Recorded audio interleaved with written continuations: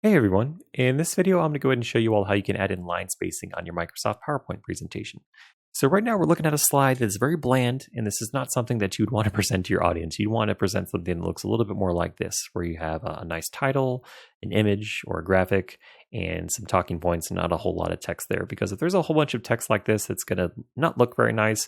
Your audience is not going to want to read this, and they're not even probably going to have the time to be able to read it by the time you're done presenting on the slide. So don't distract your audience from yourself as you're presenting the slides. Just add in something nice for them to look at, some quick talking points, and keep it moving. But let's say you were asked to do this for whatever reason, and you want to go in and you want to add in some line spacing to make this text a little bit more consumable and look nicer. So to do this, we just have to go ahead and click into this element, and you can see right now I have this solid line around it, so meaning everything in this element will now be impacted by the formatting changes that we're going to make.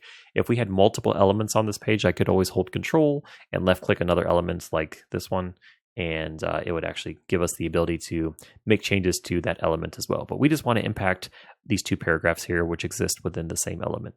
So now that I have it selected, I'm going to come over here to the Home tab on the ribbon, come over here to the paragraph grouping, and we're going to hit the line spacing action. And you can see we have some different options here. So we have 1.5, 2.0, 2.5, 3.0. The only thing that's really going to fit on here is 1.5, because you can see as soon as we push it to 2.0, it's starting to cut off. But if we go ahead and select 1.5 and left click it, you can see it now applied it. And if we come over here to line spacing options, we actually have some other customizations we can make beyond that. So we can actually change the indentation. So let's say in our scenario, we also want to add in indentation on these first lines of these two paragraphs. I could come in and left click with place my cursor to the left of the word the and hit the tab key and indent it that way. Or I can come over here and hit special, do first line, and I can go ahead and set my indentation for the first line for each of these paragraphs.